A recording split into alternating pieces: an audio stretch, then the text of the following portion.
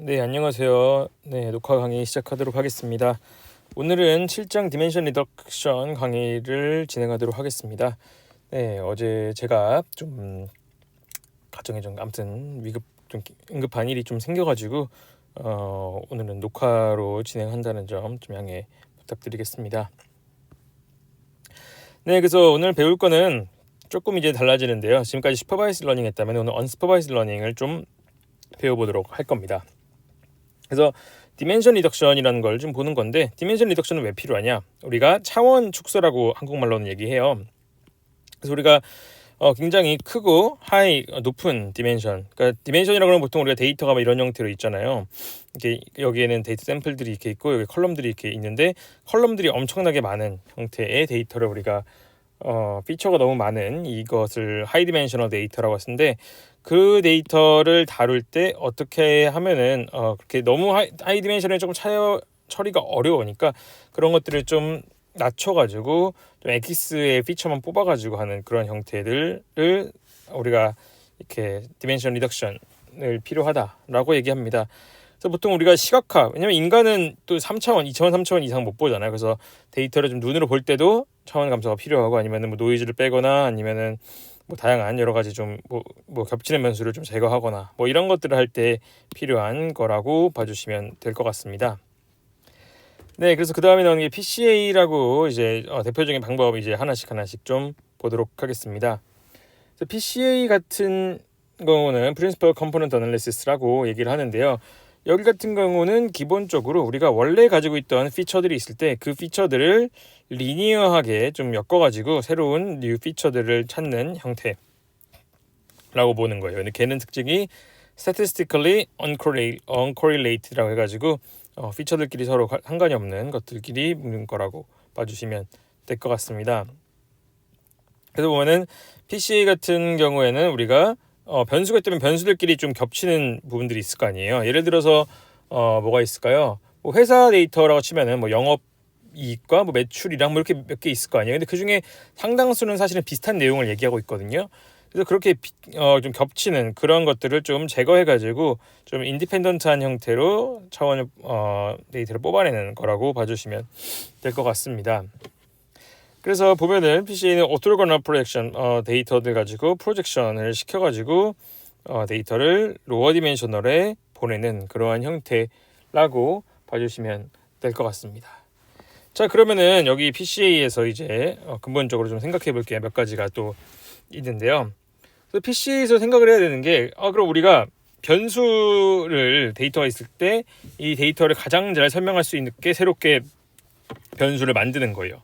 자, 그러면 우리가 근본적으로 생각해야 되는 거는, 자, 그럼 어떤 변수가 좋은 변수인가, 이런 거에 대한 생각을 해야겠죠. 저희가 지난번에 예를 들어서 SVM 같은 경우는 마진을 최대화시키는 게 좋은 변수다, 이런 직관에서부터 시작을 했잖아요.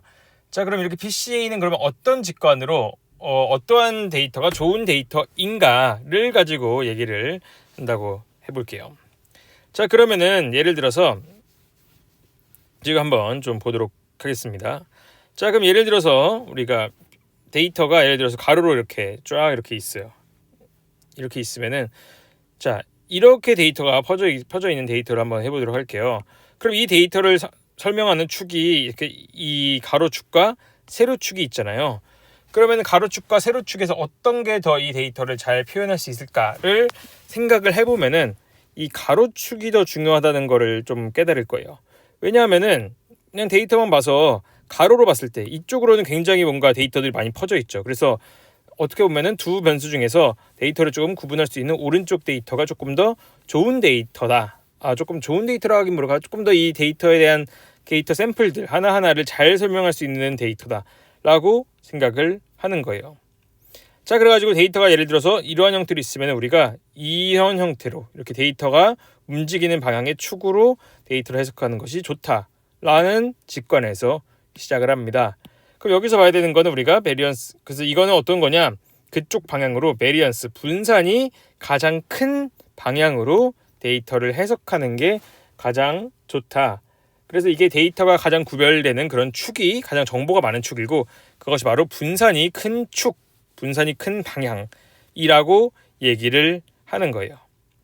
그래서 예를 들어서 데이터가 이렇게 있으면은 이쪽 방향, 분산이 가장 커지는 방향, 여기 같은 경우는 분산이 커지는 이쪽 방향, 이러한 형태로 구해가지고 차원을 낮춰야지 우리가 잘 표현할 수 있다고 보는 거예요.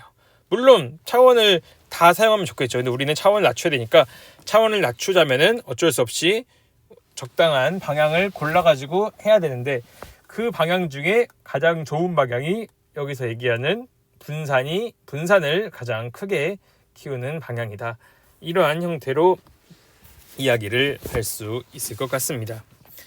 그래서 이런 방법이 Principal Component Analysis라고 하는 방법이라고 봐주시면 될 것 같아요.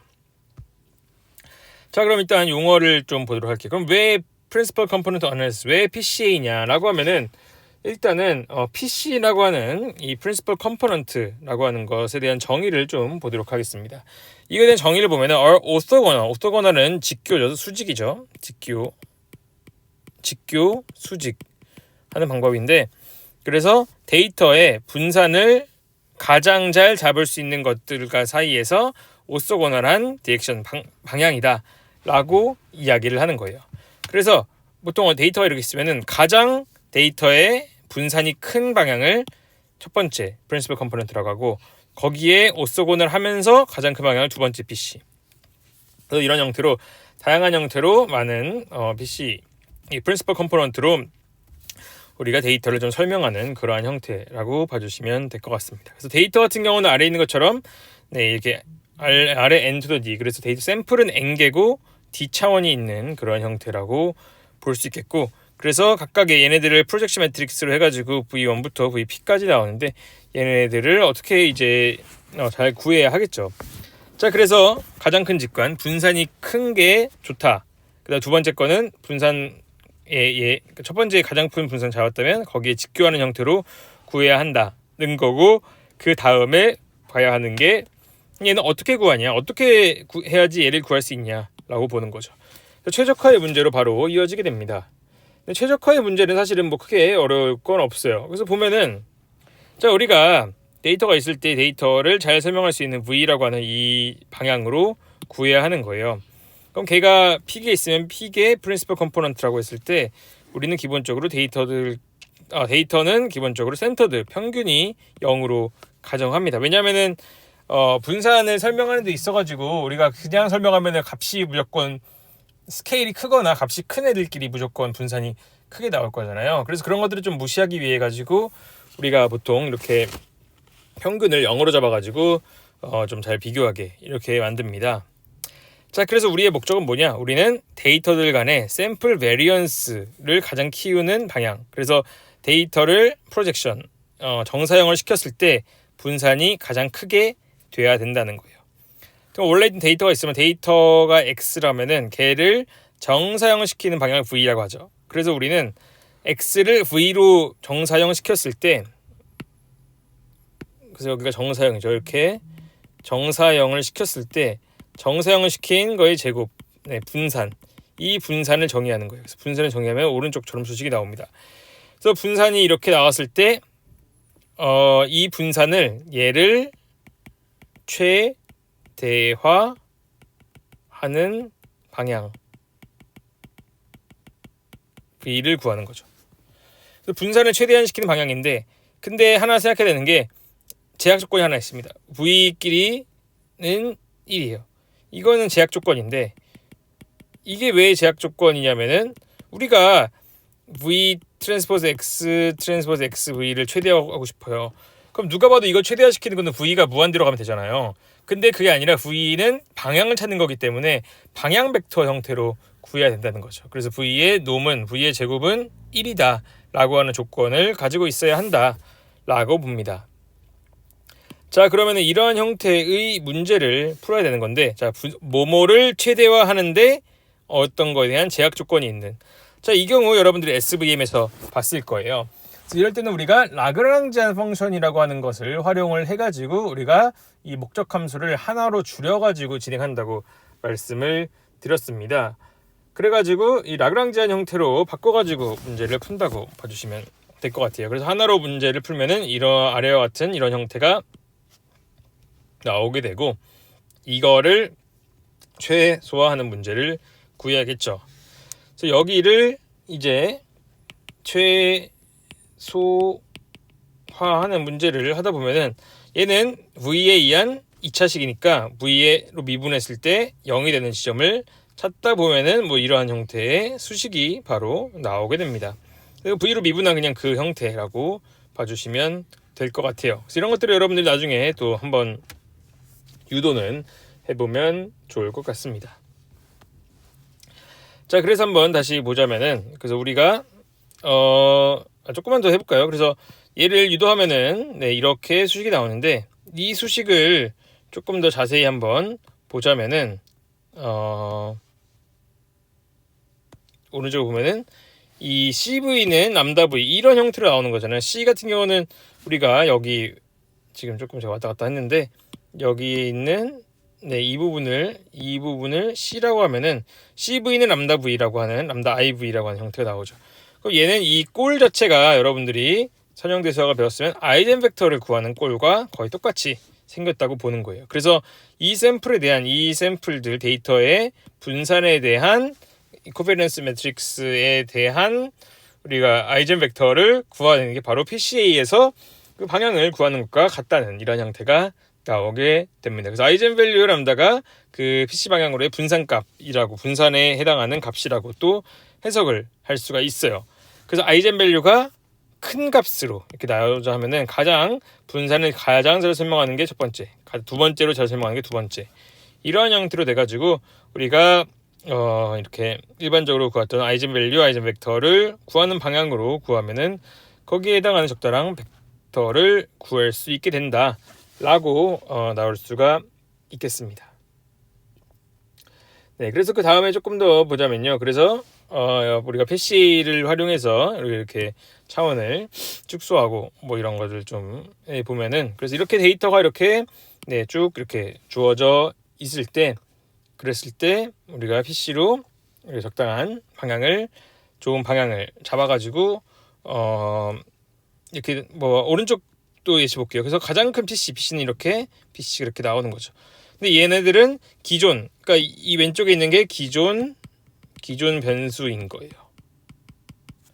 그래서 기존 변수가 있을 때 기존 변수들에서 적당한 가중치들을 곱해가지고 새로운 축을 구하고 또 가중치를 곱해서 새로운 축을 구하고 이러한 형태로 우리가 차원 축소를 진행한다라고 봐주시면 되겠습니다. 그래서 데이터를 만약 차원 2개로 구하고 싶다라고 하면은 이렇게 2개 쓰면 되고요. 3개면 이렇게 3개 쓰면 되고 4개면 이렇게 4개 쓰면 되고 이러한 형태라고 봐주시면 될 것 같습니다. 자, 그래서 새로운 좌표축 방향으로부터 우리가 구해야 된다라고 봐주시면 될 것 같아요.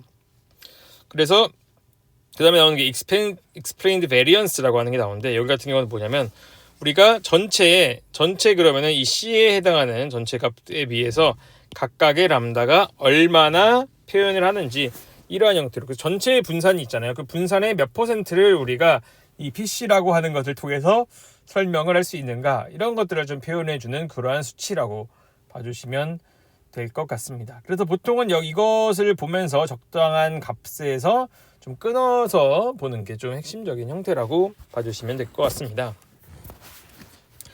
그래서 우리가 보통 이렇게 PCA라고 하는 형태는 좀 더 실용적인 관점에서 보자면은 좀 정보 손실이 최대한 적게 분산을 최대한 살릴 수 있는 형태로 뭔가 만들어져야 된다라고 보면 되는 거죠. 그래서 이렇게 하면 또 좋은 게 이렇게 잘랐을 때 조금 뭐라 그럴까요? 정보에 좀 별로 의미 없는 그런 것들을 좀 빼가지고 좀 예를 들어서 지금 전체의 분산이 이만큼이 있는데 그중에 예를 들어서 우리는 이거 4개만 써도 대부분의 분산을 커버할 수가 있다는 거죠. 데이터의 형태를. 그러면은 나머지 PC5부터 10까지 얘네들은 좀 제거해도 크게 영향을 없을 수가 있기 때문에 이러한 형태로 한다고 봐주시면 될 것 같습니다. 오른쪽은 이와 관련된 뭐 좀 그림을 좀 잠깐 표기한 그러한 예시라고 봐주시면 될 것 같습니다. 그래서 이 PCA에 대해서 조금 요약을 하자면은 PCA 같은 경우에는 우리가 좀 아이젠 벡터 메소드 유명한 방법을 사용하고 파라미터 튜닝도 없이 잘 구할 수 있다는 장점이 있는데 단점은 사실은 이걸 리니어하게 구한 거기 때문에 그런 것들을 좀 잘 표현하지 못한다라고 하는 이런 조금 단점은 있다. 라고 봐주시면 될 것 같아요. 근데 이 PCA 같은 경우는 정말로 많이 쓰입니다. 정말로 많이 쓰이고 또 많이 쓰이고 그냥 이 차원 축소의 가장 기본적인 형태라고 봐주시면 될 것 같아요. 그래서 모든 사람들이 그냥 차원 축소할 때 그냥 1차적으로 일단 PCA부터 해봐 라고 말할 정도로 굉장히 많이 쓰이는 대표적인 방법론이라고 봐주시면 될 것 같습니다. 그래서 여러분들이 생각하셔야 되는 점은 이거는 분산을 최대화한다. 이것이 가장 큰 핵심이고 그 분산을 최대화하는 이 프로젝션 벡터를 구하기 위해서 여러 가지 수식들이 이제 쭉 앞으로 전개되었던 그런 것들을 한번 살펴보면은 좋을 것 같습니다. 그래서 이건 사실은 비슷한 LDA라고 하는 형태랑 또 같이 비교가 되거든요. 그래서 LDA도 사실은 어떻게 보면 차원 축소인데 이거는 클래시피케이션을 위한 거였다면은 얘는 그냥 데이터 전체의 베리언스를 구하는 형태라고 봐주시면 될 것 같아서 굉장히 유사한 형태를 가지고 있다. 이렇게 볼 수 있을 것 같습니다. 근데 오른쪽은 약간 슈퍼바이스드 형태고 왼쪽은 슈퍼바이스드가 아닌 언슈퍼바이스드 형태로 차원 축소하는 게 가장 큰 LDA와의 차이점이라고 볼 수가 있겠습니다. 자, 그래서 이렇게 해서 일단 PCA를 간단히 좀 살펴봤고요. PCA 이후에 또 다른 여러 가지 방법들을 좀 한 번씩 보도록 하겠습니다. 자, 그래서 PCA 이후에 나오는 거 이제 매니폴드 러닝이라고 하는 형태를 좀 보도록 할게요. 매니폴드 러닝 같은 경우에는 우리가 PCA의 좀 단점들을 좀 극복하고자 나온 방법들이라고 봐주시면 될 것 같습니다. 자, 그럼 PCA의 단점에 대해서 다시 한번 보자면은 PCA는 리니어한 공간만 달라요. 그래서 어떻게 보면은 그냥 선형적인 형태만 잘 표현할 수 있기 때문에 실제 데이터 같은 경우는 굉장히 뭐 곡선 공면이나 이런 데 있다거나 데이터들이 이렇게 뭔가 이렇게 뭐 이건 스위스 롤이라고 하는 뭐 이런 형태의 데이터도 있고 좀 복잡한 데이터들이 있잖아요. 근데 이런 것들은 우리가 PCA로 표현하기에는 이 전체적인 흐름 같은 경우를 조금 잘 못할 수가 있다고 보는 거죠. 그래서 이런 것들을 어떻게 하면 좀 잘 해결할 수 있을까라고 하는 형태의 방법들이 좀 많이 나왔다고 봐주시면 될 것 같습니다. 그래서 왜 그러냐면은 이거는 스위스 롤이라고 하는 데이터인데 데이터가 보면은 이렇게 생겼어요. 데이터 이렇게 생겼어요. 근데 PCA 같은 경우는 우리가 그러니까 이러한 데이터에서 잠깐 좀 크게 그릴게요. 예를 들어서 데이터가 지금 이렇게 데이터 분포니까 좀 이렇게 데이터 분포가 이렇게 있어요. 그러면은 데이터 분포 중에서 여기 1번 데이터와 2번 데이터와 3번 데이터가 있다고 칠게요. 자, 그러면은 얘를 적당하게 표현을 했을 때 1번과 2번 사이에 1번과 2번 사이 거리, 1번과 3번 사이 거리가 있을 때 어떤 게 더 가까워야지 좋은 표현 방법일까라고 생각을 해보는 거예요. 그러면은 그냥 물리적으로 봤을 때는 1, 2가 당연히 더 가깝고 1, 3이 멀잖아요. 근데 사실은 1, 2가 가깝고 1, 3이 먼 거는 어떻게 보면 이 데이터의 형태를 잘 이해하지 못한 거죠. 왜냐면 이 데이터는 지금 이런 형태로 데이터가 지금 되어 있는데 그러면은 1번과 3번이 더 가깝고 1번과 2번이 더 멀어야 된다는 거죠. 왜냐면 데이터의 형태에선 이렇게 이동을 해야 되기 때문에 어떻게 보면 이런 좀 데이터가 가지고 있는 이런 비선형적인 것까지 잘 표현할 수 있을까? 라고 하는 이런 분들이 우리가 매니폴드라고 하는 형태. 그래서 매니폴드는 그래서 용어를 다시 보면은 얘는 데이터가 살고 있는 공간이라고 보면 될 것 같아요. 보통 이 데이터가 살고 있는 이런 데이터 분포 공간이라고 보는데 그거를 잘 고려를 해가지고 차원 축소하는 게 중요하다. 근데 PCA의 단점은 그거를 선형적인 형태밖에 고려하지 못한다라고 하는 게 PCA의 굉장히 치명적인 단점이라고 얘기를 하는 거예요. 그래서 아까 방금 전에 얘기했던 얘기가 뭐 오른쪽에도 바로 나오는데 그래서 우리가 결국에는 고차원 데이터는 이렇게 실제로 고차원 데이터를 잘 표현을 해야 된다. 그래서 매니폴드의 구조를 보면은 우리가 그냥 거리 같은 거 이런 것들을 막 쓰면은 하이디멘셔널 이 고차원의 데이터를 잘 이해하지 못한 채로 사용할 수밖에 없다. 그래서 나오는 게 매니폴드 러닝이라고 해서 이러한 것을 이렇게 예를 들어 스위스 롤처럼 이렇게 롤처럼 생긴 것들을 잘 펼쳐가지고 이 데이터를 잘 설명할 수 있게 저 차원에서 보내가지고 뭔가를 해야 되는 그러한 형태라고 봐주시면 될 것 같습니다. 그래서 그런 것도 할 때 뭐 매니폴드 러닝, 그다음에 뭐 그래프, 그래서 데이터들 간의 거리 이런 것들 하나하나씩 따져보면서 그런 것들을 좀 고려해서 데이터를 또 만들 수 있는 그런 경우가 또 많이 좀 제시되고 있다. 이렇게 볼 수가 있겠습니다.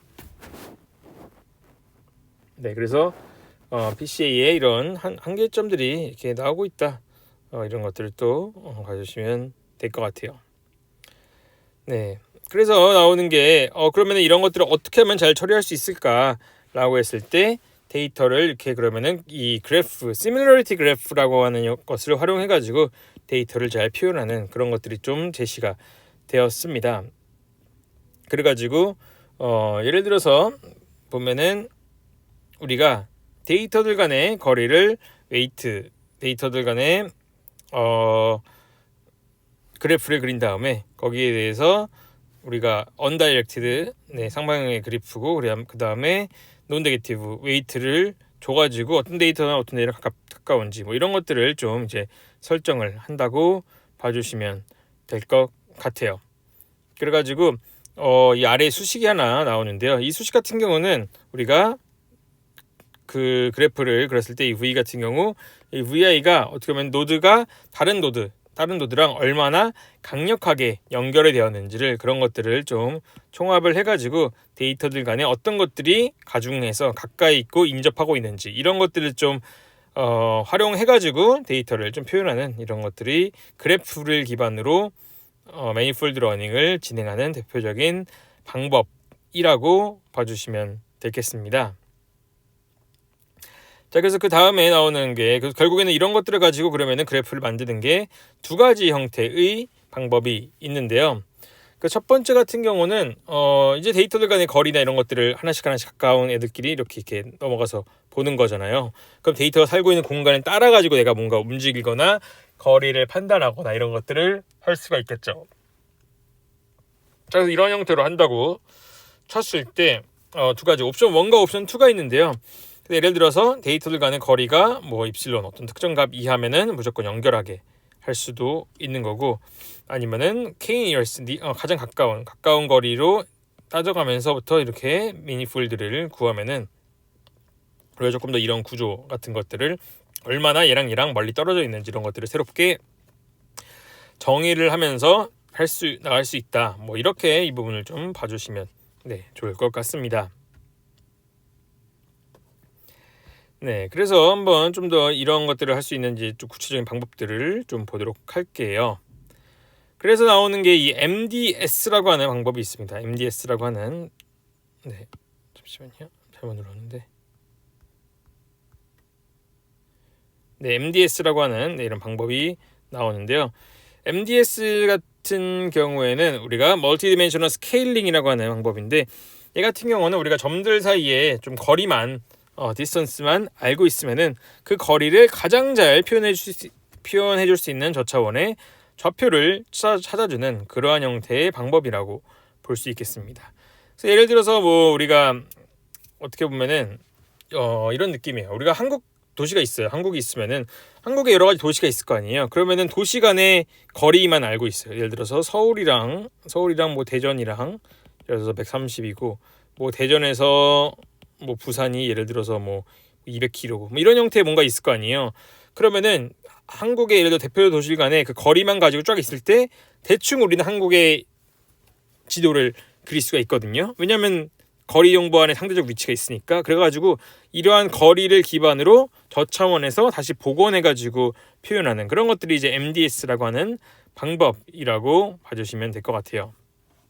그래서 이 MDS는 원래 전체 데이터가 있고 거기에 대해서 로우 디멘셔널 다른 프레젠테이션에서 Y를 구해가지고 저차원으로 표현을 구하는 것이 목적이라고 하는데, 우리가 알고 있는 거고는 이렇게 Y 간의 거리가 X 간의 거리랑 비슷한 형태로 저차원 좌표에서의 거리랑 고차원 좌표에서의 거리가 비슷하게 재구축하는 그러한 형태를 구하고자 한다.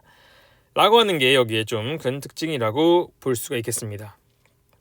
그래서 얘 같은 경우는 PC랑은 좀 다른 게 PC에는 데이터 좌표 행렬가 있고 그래야 되는데 여기는 좌표가 아니라 데이터 거리, given distance, 거리만 가지고 있을 때 좀 복원해야 되는 그러한 형태라고 봐주시면 될 것 같아요. 근데 이 거리를 어떻게 정의하냐를 이 왼쪽에 다양한 형태의 이제 거리를 쓰는 거죠. 그냥 원래 유클리디언 디스턴스 이런 거를 빼고.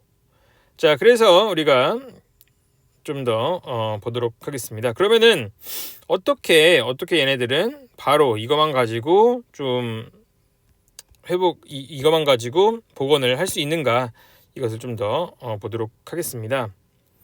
그래서 보면은 우리가 보통 거리 행렬을 가지고 놈을 구한 다음에 그 다음에 내적을 해서 좀 좌표를 딱 구하는 그러한 형태라고 봐주시면 될 것 같아요. 그래서 한번 먼저 수식을 조금 더 보자면은 첫 번째, 우리가 벡터에서 이 코사인 제곱 있잖아요. 그래서 예를 들어서 y가 이 좌표잖아요. 좌표 간의 거리 빼기를 l이라고 이렇게 지금 정의를 했죠. 얘를 가지고 조금 분해를 해볼게요.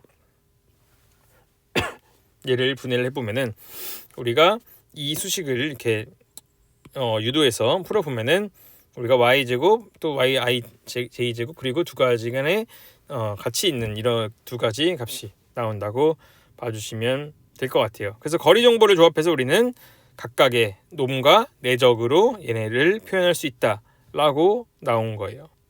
자, 그 다음에 우리가 해야 되는 것은 우리가 얘를 지금 ij인데 i에 대해서 얘네들을 합산을 해서 놈을 끄집어내야 됩니다.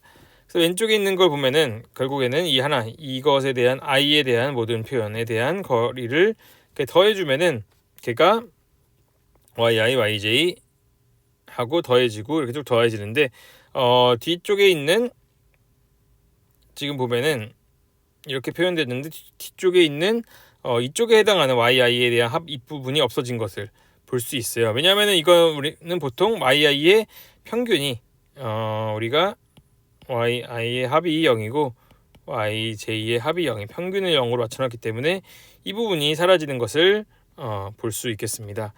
그래서 요약해 보자면은 우리가 i에 대해서 합산을 한 게 i에 대한 놈과 j에 대한 놈, 그다음 반면에 j에 대해서 합을 하면 이 형태의 합이 되는 것을 볼 수가 있는 거죠. 그래서 근데 이거에 이렇게 표현하기 너무 기니까 이것을 우리가 점이라고 하는 이렇게 점 닷이라는 형태로 해가지고 따로따로 이렇게 좀 표현을 앞으로 뒤에 수식을 전개를 하도록 하겠습니다. 그래서 이렇게 좀 더 쉽게 표기를 한 다음에 우리가 양측에 대해서 다 합산을 하면은 우리가 이렇게 i제곱, j제곱 이렇게 합치게 되는 거죠. 그래서 모든 점들에 yi 점들이 있을 때 걔네 점들의 각각의 놈의 제곱의 합이 우리가 거리 정보만 있다면 그 거리 정보만으로도 계산되는 그러한 형태를 볼 수가 있는 거예요. 자, 그래가지고 이제 다시 또 우리가 이렇게 구한다고 했을 때 결국에는 얘를 가지고 또 다시 개별 놈으로 이제 또 분리를 진행을 합니다. 그러면은 뒤에 일단 이렇게 개별 놈으로 다 더하는 것을 모아 보여주면은 이렇게 yi에 대해서 합이 이렇게 두 가지 다 합에 대한 수식으로 나타나는 것을 볼 수가 있을 것 같아요. 자, 그래가지고 위에서 구한 식, 아까 예를 들어서 이 수식 있죠. 위에서 구한 이 수식. 이 수식을 가지고 정리를 가지고 조금 하다 보면은 얘를 가지고 전개하면은 아래와 같은 이런 수식이 나오게 되고, 그 다음에 얘 가지고 하면은 yi의 제곱, 이 거리의 놈의 합이 각각의 i에 대한 썸과 이 전체에 대한 썸의 합으로 이렇게 표현이 되는 것을 확인을 할 수 있겠습니다. 그래가지고 결국에는 얘는 뭐냐, 이 거리에 대한 거리 행렬이잖아요. 이게 거리에 대한 행렬만 있어도 얘 가지고 우리가 각 점에 대한 놈이나 이런 것들을 복원할 수 있다라고 하는 형태가 이제 알 수 있겠는 거예요. 그래서 거리만 있어도 각 점의 크기나 이런 것들을 복원할 수 있기 때문에 그런 것들 가지고 이제는 정말로 그 위치까지도 좌표를 복원을 할 수가 있다고 보는 거죠. 네, 그래서 처음에 우리가 값을 보면은 원래 이렇게 나왔었잖아요. L ij에서 제곱이 yi의 제곱 플러스 y 제곱 j의 제곱 빼기 2 yi 트랜스포즈 yj 이렇게 나왔었는데 우리가 이 뒤에 있는 결과들을 대입을 해 보면은 결과를 대입해 보면은 아래에 있는 이러한 형태의 수식이 나오게 됩니다. 그래서 이게 굉장히 제일 중요한 수식이라고 봐주시면 될 것 같은데요. 이 왼쪽 같은 경우는 우리가 알고 싶은 yi 전체 실제 좌표들의 내적 값을 나타낸다고 했을 때 걔는 오른쪽에 있는 이 수식으로부터 나왔다는 거예요. 근데 여기 같은 경우는 우리가 거리 정보로 알 수 있는 정보들인 거죠. 그래서 우리가 거리만 있다면은 이러한 각각에 대한 정보들을 다 알 수 있고 각각 yi와 yj에 대한 이 내적으로 구할 수가 있다는 거예요. 그래서 얘를 다시 좀 행렬 형태로 다시 써보도록 하겠습니다. 그래서 우리가 그람 매트릭스라고 하는 이러한 형태 g라고 하는 함수와 그 다음에 y라고 하는 함수가 나오는데 얘가 우리가 구하고자 하는 임베딩 매트릭스, 그러니까 저차원에서 매트릭스가 있고 그 다음에 여기는 모든 포인트들을 데이터 포인트의 내적 값이라고 보는 거죠.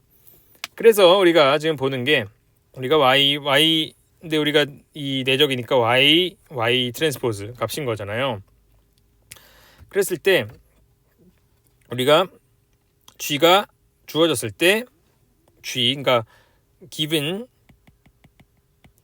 기본지었을 때 find 우리는 y를 찾아야 되는 거죠. 근데 y 트랜스포즈가 g인 이 형태를 구해야 한다는 거예요. 그래서 이거를 우리가 행렬 형태로 조금 더 표기를 하자면은 그래서 g가 j의 lj 이렇게 나오는데 L 같은 경우는 아까 원래 있던 lij의 제곱 그 다음에 j는 우리가 센트리메트리에서 행의 평균과 열의 평균을 그냥 빼주는 이러한 형태의 연산자라고 봐주시면 될 것 같아요. 그래서 여기 같은 경우는 우리가 g가 평균이 제로고 전체 썸이 또 아이젠밸류가 0이 나오게 좀 바꿔주는 거리 행렬을 한 번에 그램 행렬로 좀 바꿔주는 그러한 형태의 연산이라고 봐주시면 될 것 같습니다. 그래가지고 그 다음에 얘를 가지고 우리가 아이젠밸류 디컴포지션을 통해 가지고 우리가 얘를 g가 우리가 퍼스티브 데피니트는 뭐 이 두 번 미분해서 양수로 나오는 이러한 형태라고 봐주시면 될 것 같은데 그러면은 g가 이게 얘로 또 이거는 SVD 우리가 싱글 밸류 디컴포지션 분해거든요. 이런 형태로 분해가 진행이 되고 이런 어프록시메이션이 우리가 아이젠벡터 이거에 대한 아이젠벡터를 구하는 형태로 나중에 최종적으로 구할 수 있다라는 형태로 좀 이렇게 전개가 진행이 되게 됩니다. 그래서 G의 모든 열과 행의 합이 0이고 그랬을 때 상수 벡터 1인 형태의 아이젠밸류 0의 아이젠벡터가 나온다. 그래서 걔를 가지고 우리가 구하면은 결국에는 구할 수 있다라고 봐주시면 될 것 같아요.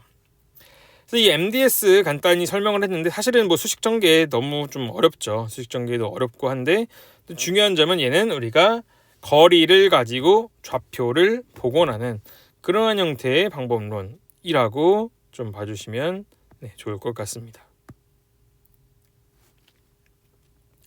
그 다음에 나오는 또 다른 형태의 표현 이 매니폴드 러닝 표현 방법을 보도록 할게요. 그 다음 보는 거는 이소맵이라고 하는 형태인데요. 이소맵은 뭐냐면은 우리가 이런 공면이 있을 때 이 공면을 펼쳐가지고 하는 형태라고 봐주시면 될 것 같아요. 그래서 우리가 아까 PCA랑 기본 MDS 같은 경우는 사실은 직선거리만 봐요. 아까 그냥 투놈 거리 그냥 내적이었잖아요. 근데 직선거리가 아니라 또 다른 형태의 거리, 그러니까 아까 말했던 스위스롤 이런 형태의 데이터 같은 경우는 이걸 스위스롤 데이터로 하거든요. 우리가 롤케이크 같은 느낌인 거잖아요. 근데 여기에서는 직선거리가 진짜 거리가 아니라고 얘기를 한 거죠. 왜냐하면 우리는 데이터가 여기서 이렇게 움직여야 되기 때문인 거죠. 자, 그랬을 때 우리가 얘는 클래시컬한 아까 전에 했던 MDS의 형태를 쓰고 싶은데 근데 거리를 유클리디언이 아니라 이 형태의 구조를 얘를 잘 설명할 수 있는 형태로 만들어야 한다고 보는 거죠. 그래서 얘는 보통 KNN, K nearest neighbor의 형태로 그래프를 만든 다음에 거기에 대한 거리를 정의해주고 그 거리를 쓸 수 있는 형태로 다시 좌표를 복원하는 형태로 구한다 라고 봐주시면 될 것 같아요. 그래서 여기서는 이 그래프 간의 거리 이런 것들을 쓰기 때문에 다익스트라 알고리즘을 통해서 최단 경로를 구해서 그래프 간에 얼마나 먼지 이런 것들을 또 계산한다 라고 봐주시면 될 것 같습니다. 첫 번째 단계에서는 KNN 그래프를 만들어서 각 점들 XI 이런 것들에 대해서 가장 가까운 K개를 이웃을 찾아서 엣지를 연결을 하고 엣지에 대한 가중치에 좀 뭐 유클리디언을 주거나 뭐 이런 형태로 할 수도 있고요.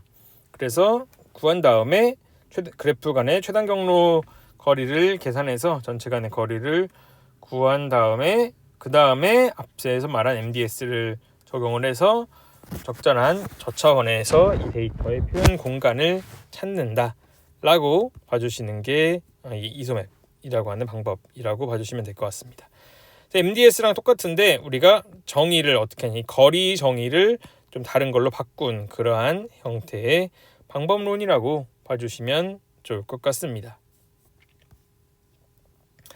자, 그 다음에 좀 더 보도록 할게요. 그 다음에 나오는 거는 이제 TSN인데 사실은 요즘에 MDS나 이소맵은 그렇게 많이 쓰지는 않아요. 솔직히 말씀드려서. 근데 TSN은 아직도 굉장히 제일 메이저인 PCA랑 같게 양대 산맥인 또 차원 축소 방법이라서 이거는 좀 잘 알아주시면 좋을 것 같습니다. 그래서 이건 TSN이라고 하는 방법인데 이 같은 경우는 보통은 시각화를 데이터를 좀 눈으로 보기 좋게 시각화를 표현하는 그러한 방법이라고 봐주시면 될 것 같아요. 그럼 여기에 가장 핵심 정의는 뭐냐? 우리가 고차원의 데이터를 저차원으로 바꾼다고 했을 때 우리가 가져야 하는 기본적인 원리, 기본적인 근본 같은 경우는 아까 예를 들어서 PCA 같은 경우는 베리언스 최대화하는 방향으로 하는 거고 MDS랑 그 다음에 이소맵 같은 경우는 우리가 거리 기반으로 복원하는 그런 느낌이었잖아요. 그럼 TSN이도 사실 비슷한데요. TSN이는 뭐냐면은 우리가 고차원에서 있든 저차원에서 낮추든 우리가 거리가 먼 애들은 멀리 있어야 되고 가까이 있는 애들은 가까이 있어야 된다 라고 하는 거예요. 그래서 그러한 철학을 가지고 만든 게 이 TSN이라고 하는 방법이라고 봐주시겠습니다. 그래서 원래부터 멀었던 애들은 어딜 가도 멀어야 되고 가까운 포인트들은 가까이 위치해야 한다라고 하는 이러한 직관으로 가져가는 거예요. 그래서 이것을 가장 잘 유지할 수 있게 로스 펑션이나 이런 것들을 정해가지고 사용하는 게 이 TSN이 방법론이라고 볼 수 있겠습니다.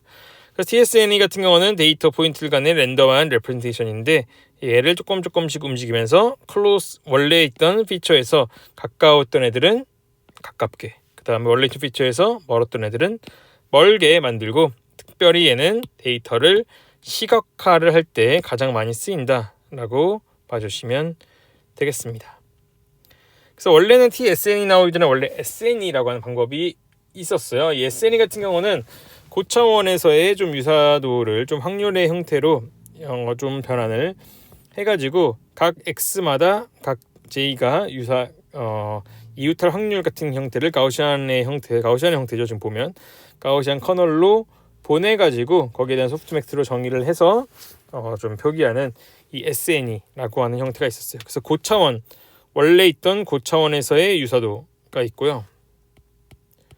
고차원 유사도가 있고 그 다음에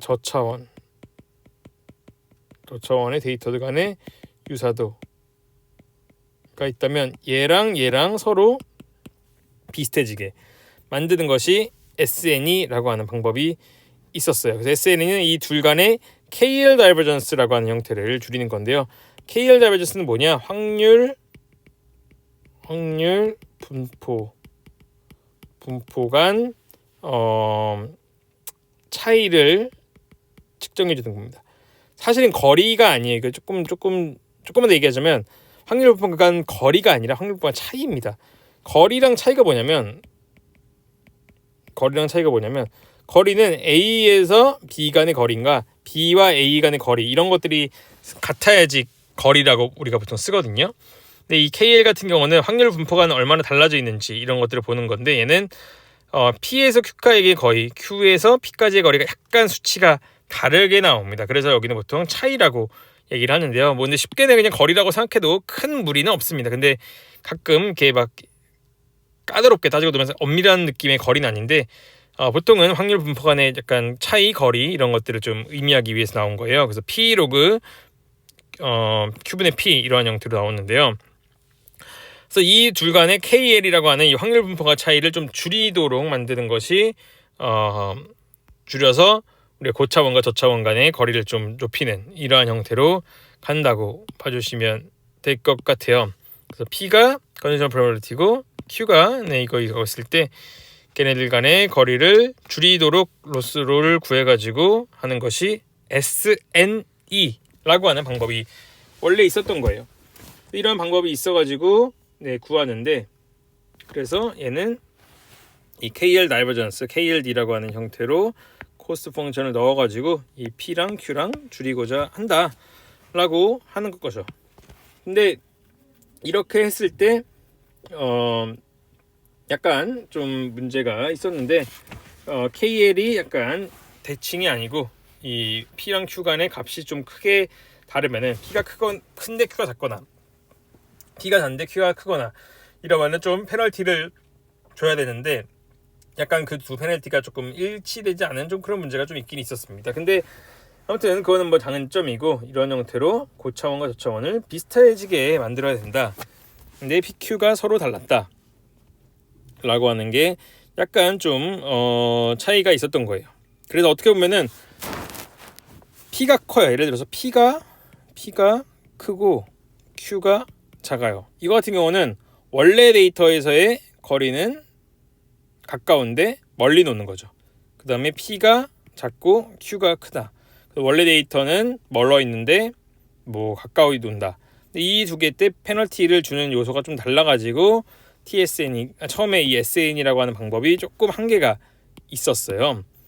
그래가지고 이거를 하기 위해서 또 나왔던 게 우리가 뭐 시메트릭 SN 해가지고 그거에 대한 형태를 좀 같이 가자라고 하는 게 여기 나온 시메트릭 SN이라고 봐주시면 될 것 같습니다. 그 시메트릭 SN이가 바로 이렇게 나와가지고 조금 차이를 줄이고자 나왔다라고 봐주시면 될 것 같아요. 자, 근데 이렇게 나온 다음에 그 다음엔 또 이제 마지막에 우리가 요즘 많이 사용하는 TSN이라고 하는 형태가 또 이제 나오게 되는데요. TSN이 같은 경우는 우리가 이 분포를 원래는 가우시안 형태로 했는데 이거를 T분포라고 하는 형태의 분포에서의 거리로 바꾼 게 TSN이라고 하는 형태입니다. 이 같은 경우는 몇 가지 문제를 좀 해결하려고 나왔던 건데요. 첫 번째로 크라우딩 프로블럼이라고 해서 우리가 중간 지점에 있는 모더레이트 지점에 있는 데이터가 많은데 그런 것들을 저차원으로 가면은 조금 부족하다라고 나와가지고 SNE가 데이터를 그냥 합쳐버리는 그냥 뭉뚱거려서 표현하는 그런 점들이 있어가지고 그런 것들을 좀 해결하기 위해서 우리가 가우시안 분포가 아니라 좀 끝에 있는 데이터, 테일 데이터에도 좀 집중할 수 있는 T분포라고 하는 형태에서 적용을 해서 조금 더 자연스럽게 좀 매핑하는 형태가 제시돼 가지고 훨씬 더 좋은 성능을 기록했다라고 나오고 있습니다. 그래서 그거에 대한 그라디언트를 구해 가지고 진행했다라고 봐주시면 될 것 같아요. 그래서 TSNE는 사실 이 딥러닝의 등장과 같이 또 많이 등장했는데 요즘에 뭐 딥러닝 알고리즘들을 다 시각하거나 알고리즘 로스를 시각하거나 굉장히 복잡한 거 할 때 항상 다 TSNE를 씁니다. 그래서 만약 내가 좀 이런 딥러닝이나 이런 요즘 알고리즘에 관심 많다 하시는 분들은 TSNE는 꼭 아시는 게 좋다. 그리고 저 차원으로 내가 데이터 분포를 보고 싶다라고 하면은 무조건 TSNE를 개인적으로는 추천을 드립니다. 그래서 이게 아마 힌튼이라고 하는 아무튼 이 딥러닝의 대가 아버지 같은 분 있잖아요. 그 사람이 방금 발견한 알고리즘으로서 마지막으로 그냥 알고리즘 한 번만 좀 봐보시면 좋을 것 같습니다. 그래서 오늘 그냥 온라인으로 이렇게 좀 바꿔서 강의를 했는데요. 꼭 잘 들어주시면 좋을 것 같고, 물론 이 중간에 사실은 이 MDS나 이소매 여기는 조금 어렵긴 했는데 사실 거기보다는 PCA랑 TSN이가 훨씬 더 많이 쓰이니까 그것들은 좀 잘 봐주시면 좋을 것 같고, 저는 다음에 또 그 이론 강의 때는 좀 오프라인에서 볼 수 있을 것 같습니다. 그럼 여기서 오늘 강의는 녹화 강의는 마무리하도록 하겠습니다. 감사합니다.